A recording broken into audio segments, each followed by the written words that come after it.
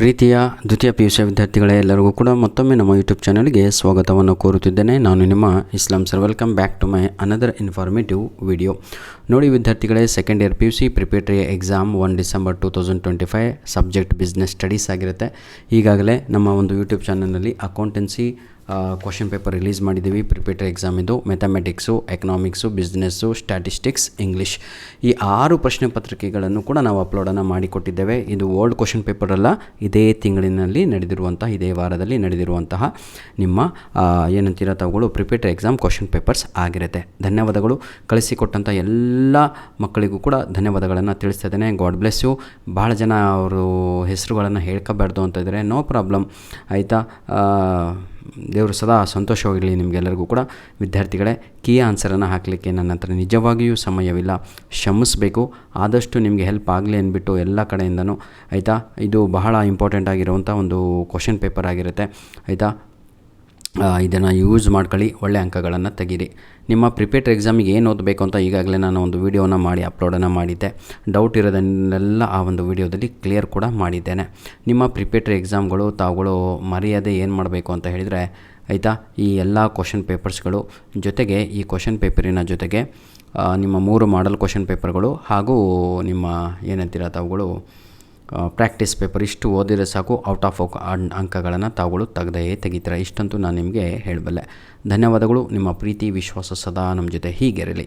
ವಿದ್ಯಾರ್ಥಿಗಳೇ, ಈ ವಿಡಿಯೋದ ಡಿಸ್ಕ್ರಿಪ್ಷನ್ ಬಾಕ್ಸಿನ ಕೆಳಗಡೆ ನಿಮಗೆಲ್ಲರಿಗೂ ಕೂಡ 100% ನಿಮ್ಮ ಆ್ಯನ್ಯುವಲ್ ಎಕ್ಸಾಮಿಗೆ ಬರುವಂತಹ ಇಂಗ್ಲೀಷಿನ ಗ್ರಾಮರಿನ ಲಿಂಕ್ಸ್ಗಳನ್ನು ನೀಡಿರ್ತೇನೆ. ಜೊತೆಗೆ 4 ಮಾರ್ಕ್, 3 ಮಾರ್ಕ್, 2 ಮಾರ್ಕ್ ಕ್ವಶನ್ಸ್ಗಳು ಬ್ಲೂ ಪ್ರಿಂಟ್ ವೈಸ್ ರೆಡಿಯಾಗಿ ಮಾಡಿರುವಂಥ ಹೊಸದಾಗಿ ಅದರ ಲಿಂಕ್ಸ್ಗಳನ್ನು ನೀಡಿರ್ತೇನೆ. ಅದನ್ನು ಉಪಯೋಗಿಸ್ಕೊಳ್ಳಿ. 100% 80 ಔಟ್ ಆಫ್ 80 ಇಂಗ್ಲೀಷ್ನಲ್ಲಿ ತೆಗೆದು ಕೊಡುವಂಥ ಜವಾಬ್ದಾರಿ ನನ್ನದಾಗಿರುತ್ತೆ. ನಾನು ಹೇಳಿದ ಹಾಗೆ ತಾವುಗಳು ಫಾಲೋ ಅಪ್ ಮಾಡಬೇಕಾಗತ್ತೆ. ಯಾಕೆಂದರೆ ಈ 2 ಕಡೆಯಿಂದನೂ ಕೈ ಜೋಡಿಸಿದರೆ ಮಾತ್ರ ಅವೆಲ್ಲ ಕೆಲಸಗಳು ಸಾಧ್ಯ. ಹಾಗಾಗಿ ನನ್ನ ಪ್ರೀತಿಯ ವಿದ್ಯಾರ್ಥಿಗಳೇ, ಈ ಒಂದು ಕ್ವಶನ್ ಪೇಪರನ್ನು ಕಳಿಸಿಕೊಟ್ಟಂತಹ ವಿದ್ಯಾರ್ಥಿಗೋ ದಯವಿಟ್ಟು ಎಲ್ಲರೂ ಕೂಡ ಕಮೆಂಟನ್ನು ಹಾಕಿ ಥ್ಯಾಂಕ್ ಯು ಸೋ ಮಚ್ ಅಂತ ಹಾಕಿದರೆ, ಆಯಿತಾ. ಅವ್ರ ಹೆಸರು ಕಳಿಸ್ಲಿಲ್ಲ ನನಗೆ. ಹಾಗಾಗಿ ಯಾರೆಲ್ಲ ನಮಗೆ ಈ ಕ್ವಶನ್ ಪೇಪರನ್ನು ಕಳಿಸ್ತಾ ಇದ್ದೀರೋ ದಯವಿಟ್ಟು ಹೆಸರು ಬೇಡ ಅಂದರೆ sir don't mention my name ಅಂತ ಹಾಕಿ. ನೋ ಪ್ರಾಬ್ಲಮ್, ಖುಷಿಯಾಗತ್ತೆ. ಆದರೆ ರಿಪ್ಲೈ ಮಾಡಿ. ನೀವು ನನಗೆ ಕಳಿಸಿದಾಗ ನಾನು ನಿಮಗೆ ಯಾವತ್ತೂ ಕೂಡ ರಿಪ್ಲೈನ ಹಾಕಿಡ್ತೇನೆ, ಯಾರು ಕ್ವಶನ್ ಪೇಪರ್ ಕಳಿಸಿದವರಿಗೆ. ಧನ್ಯವಾದಗಳು ವಿದ್ಯಾರ್ಥಿಗಳೇ.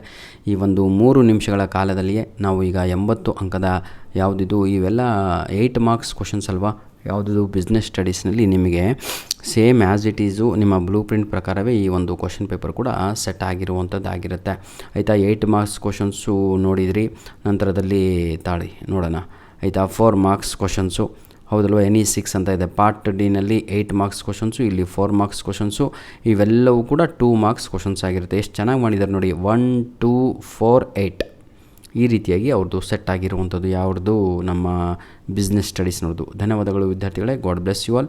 ನಾನು ಹೇಳಿದ್ನಲ್ವಾ, ಇಂಗ್ಲೀಷ್ ಏನು ತಲೆ ಕೆಡಿಸ್ಕೊಬೇಡಿ. ನಾನು ಅಪ್ಲೋಡ್ ಮಾಡಿದಂಥ ಇಂಗ್ಲೀಷ್ ಒಂದು ವಿಡಿಯೋ ಮಿಸ್ ಮಾಡ್ದಂಗೆ ನೋಡಿದರೆ 100% ನೀವು ಎಕ್ಸಾಮಲ್ಲಿ ಔಟ್ ಆಫ್ ಔಟ್ ಅಂಕಗಳನ್ನು ತೆಗಿತೀರಾ. ಧನ್ಯವಾದಗಳು ವಿದ್ಯಾರ್ಥಿಗಳೇ. God bless you all.